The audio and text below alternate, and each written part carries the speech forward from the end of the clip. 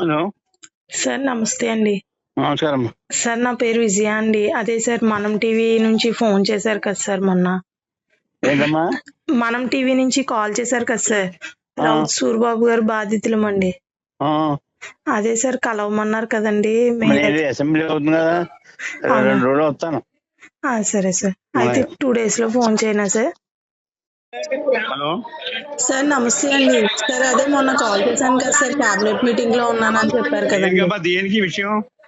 అదే సార్ మొన్న న్యూస్ వాళ్ళు ఫోన్ చేశారు కదా సార్, రౌత్ అమ్మా సూరిబాబు. ఒకసారి అంటావా, నీకు 2 సార్లు సిట్టింగ్ అయ్యిందని కదా ఇది.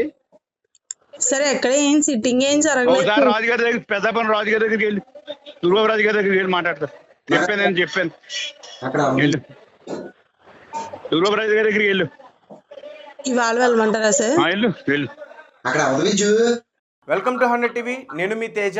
అయితే గత కొన్ని రోజుల క్రితం ఒక పాస్టర్ దగ్గర మోసమైన 2 దంపతుల్ని మనం ఇంటర్వ్యూ చేయడం జరిగింది. అయితే వాళ్ళ ఊరికి సంబంధించి చాలా విషయాలు కూడా మన ఇంటర్వ్యూలో వాళ్ళు షేర్ చేసుకున్నారు. మొత్తానికి అదే టైంలో కూడా పోలీసులు కూడా ఫోన్ చేసి వాళ్ళ కేసు విషయాలు కానీ ఇవన్నీ కూడా మనం మాట్లాడడం జరిగింది. ఓకే, అంతా సరి చూసుకుంటాం, అంతా కూడా మేము బాధ్యత వహించి మీ కేసును ముందుకు తీసుకెళ్లే ప్రయత్నం చేస్తామని అప్పుడు కూడా పోలీసులు అయితే చెప్పడం జరిగింది. ముఖ్యంగా ఇది కాకినాడ దగ్గర పెద్దాపురం దగ్గర జరిగింది. సో పెద్దాపురంలో ప్రస్తుతం అక్కడ నిమ్మకాయల చినరాజప్ప అక్కడ ఎమ్మెల్యేగా ఉన్నారు. అయితే వీళ్ళు చినరాజప్ప గారికి ఫోన్ చేసినప్పుడు కానీ, లేకపోతే పోలీసులకి ఫోన్ చేసినప్పుడు కానీ, సూరిబాబు గారికి ఫోన్ చేసినప్పుడు కానీ, ఎవరికి ఫోన్ చేసినా అసలు ఇప్పటివరకు సరైన రెస్పాన్స్ లేదని వీళ్ళు మళ్ళీ చెప్పడం జరిగింది. ఒకసారి వాళ్ళతో మాట్లాడే ప్రయత్నం చేద్దాం. ప్రస్తుతం వాళ్ళు లైన్లో ఉన్నారు. అమ్మా నమస్తే అమ్మా. రైట్. అయితే ఇప్పటికీ మీరు మాట్లాడి చాలా రోజులు అవుతుంది, దాదాపు 15 రోజులు అవుతుంది. ఈ 15 రోజుల నుంచి కూడా అక్కడ ఉన్న వ్యక్తుల దగ్గర నుంచి మీకు ఎలాంటి విషయాలు బయటకు వచ్చాయి? ఏం హామీలు ఇచ్చారు, ఏం మాట ఇచ్చారు?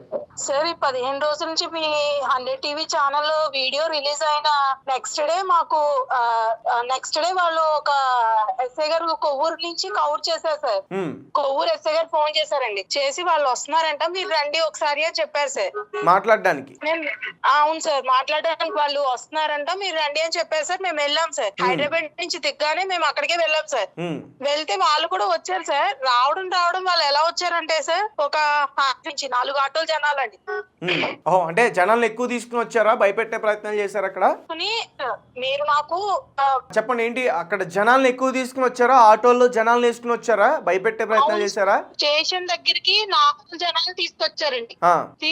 ఒకటే చెప్తున్నారు సార్, వాళ్ళు కోర్టుకి వేసుకోమని చెప్తున్నారు సార్. కోర్టుకి వేస్తే అంటే ₹1,00,00,000 ఖర్చు పెడతారండి సార్ వాళ్ళు. డైరెక్ట్ గా వాళ్ళే అన్నారు ఈ మాట. వాళ్ళే అన్నారు సార్, స్టేషన్స్ కి పెడితే స్టేషన్ లక్షలైనా ఖర్చు పెడతారండి సార్. కానీ నాకైతే మాత్రం ₹1 కూడా ఇవ్వరండి. కోర్టు ఇప్పుడు నేను మొన్న కొవ్వూరు వచ్చిన ఎస్ఐ గారు వాళ్ళని చాలా గట్టిగానే తిట్టారు సార్. మీరు ఇంతమందిని వాళ్ళు నలుగురే వచ్చారు కరెక్ట్ గా. మీరు 100 మందిని తీసుకురావడం తప్పు, వాళ్ళు వెళ్ళిపోతేనే మాట్లాడతానని చెప్పారు సార్ ఎస్ఐ. వాళ్ళు వెళ్ళిపోయారు సార్. వాళ్ళు వెళ్ళిపోయాక అప్పుడు ఈ పాస్టర్ గారు వాళ్ళని లోపలికి రప్పించి మాట్లాడారు సార్. ఏది చూపించినా వాళ్ళు ఒకటే చెప్తున్నారు సార్. ఒకదాని తర్వాత ఒకటి అడుగుతున్నారు సార్, ఒకదాని తర్వాత ఒకటి అడుగుతున్నారు సార్. ఇప్పుడు వరకు ఒక టాపిక్ రేస్ చేశారు సార్. ఏమని రేస్ చేశారంటే సార్, వాళ్ళు మొన్నటిదాకా ప్రూఫ్ ఏదని అడిగారు సార్. ప్రూఫ్ తీసుకొచ్చాక ఏమంటున్నారంటే సార్, అప్పులోళ్ళు ఎవరు వాళ్ళ దగ్గర నుంచి కూడా ఎవిడెన్స్ తీసుకురమ్మంటున్నారు సార్. సరే అది కూడా తీసుకొస్తామని చెప్పి సార్. అయితే ఇప్పుడు ఏమంటున్నారంటే, వాళ్ళు కేసు కట్టి కోర్టులో వేయండి. వాళ్ళు అడిగేది ఒకటే సార్, కేసు కట్టి కోర్టులో వేయండి, నేను లాయర్ పెట్టుకుని వాదించుకుంటా అని అడుగుతున్నారు సార్. నాకు ఒకటి అడగాలని సార్, నిజంగా కోర్టు ఒక 10 సంవత్సరాలు 20 సంవత్సరాలు లేదా ఒక 2 సంవత్సరాలైనా తిరగాలి సార్. కానీ నాకు అనిపించే లేదు సార్. అండ్ ఇంకొకటి, కోర్టుకి వెళ్ళి డబ్బులు లాయర్ పెట్టుకుని వాదోపవాదాలు జరిగించే అంత ఓపిక లేదు సార్, అంత స్తోమత నా దగ్గర లేదు సార్.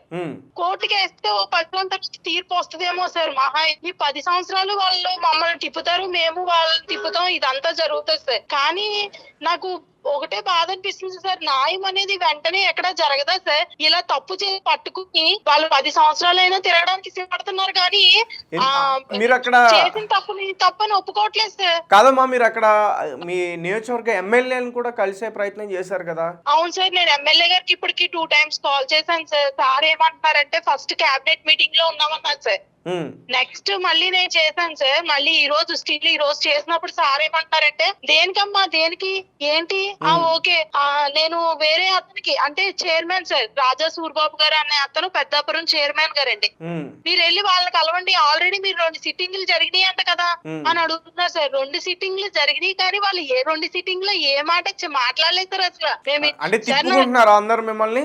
ఏం సార్ అంటే తిప్పుకుంటున్నారా మిమ్మల్ని? కావాలని తిప్పుకుంటున్నారు కానీ వెళ్ళిన ప్రతిసారి కూడా సరిగ్గా మాట్లాడలేదు సార్. ఏదో ఒకటి రేస్ చేసి దాని మీద పక్కకు పెట్టిస్తున్నారు సార్, పెట్టించి వెళ్ళిపోతున్నారు సార్. నాకు ఒకటే నేను అడుగుతాను సార్, అంటే వాళ్ళేమో ఫోన్లు చేస్తుంటే వాళ్ళకి అక్కడికి అలా తిరిగిపోతుంది సార్. కానీ నేను ఒక చంటి పిల్లని పెట్టుకుని నేను నా భర్త పనులు మానేసుకుని మేము తిరగాల్సి వస్తుంది సార్. ఇప్పుడు రాజా సూర్బాబు గారి దగ్గరికి మన రాజప్ప గారు వెళ్ళమన్నారు సార్, ఎమ్మెల్యే గారు. ఇప్పుడు నేను మళ్ళీ పెద్దాపురం వెళ్తాను సార్. అంటే 70 కిలోమీటర్స్ నేను మళ్ళీ ట్రావెల్ చేసి ఇప్పుడు అతని దగ్గరికి వెళ్తున్నాను సార్. ఇప్పుడు ఈ ట్రావెల్ చేసిన తర్వాత కూడా ఈ 70 కిలోమీటర్లు దాటి వెళ్ళిన తర్వాత ఒకటి ఏంటంటే వాళ్ళు ఏం చెప్తారో తెలియదండి. మళ్ళీ అక్కడ ఏం టాపిక్ రేస్ చేస్తారనే తెలియదు సార్. ఇప్పటికీ కూడా నాకు అర్థం విషయం అంటే వాళ్ళు దేనికి జడవట్లేదు సార్, ఇంక దేనికి జడుస్తారు సార్. ఒక మీడియాకి జడవట్లేదండి, ఒక రాజకీయ నాయకులు ఫోన్ చేస్తుంటే జడవట్లేదు సార్, దేనికి జడవట్లేదు సార్. వాళ్ళు మమ్మల్ని ఇలా తిప్పిస్తూనే ఉన్నారు సార్. నేను హైదరాబాద్ నుంచి వచ్చిన దగ్గర నుంచి చాలా రోజుల నుంచి ఇలా తిరుగుతానే ఉన్నాను సార్. మీరు ఇలా మీడియాతో మీ విషయాలన్నీ కూడా షేర్ చేసుకున్నారు కదా, దాని తర్వాత బెదిరింపు కాల్స్ కానీ మిమ్మల్ని బెదిరించడం కానీ ఎట్లాంటివి అన్న జరిగాయా? లేదు సార్, చర్చిలో చెప్తున్నారు అంటే బెదిరించడం మాకు డైరెక్ట్ గా వాళ్ళు ఏం లేదు సార్. మొన్న కొవ్వూరు వచ్చారు కదా సార్, కొవ్వూరు ఎస్ఐ గారు ఒక పేపర్ రాయించుకున్నారు సార్. మీ వల్ల గానీ వాళ్ళకి ఏమన్నా అయితే మీదే హామీ, మీ సంఘాందే హామీ అని చెప్పి ఒక పేపర్ రాయించుకుని వాళ్ళతో సంతకాలు పెట్టించుకుని పంపించారు సార్. ఓకే అమ్మా, థ్యాంక్ యూ. మళ్ళీ మాట్లాడతా నీతో, మళ్ళీ మాట్లాడతా సార్. Thank you. ఇది అక్కడ ఉన్న పరిస్థితి. సో అంటే ఒక కేసు గురించి మాట్లాడమని చెప్తుంటే తరచుగా కావాలని తిప్పిస్తున్నారు.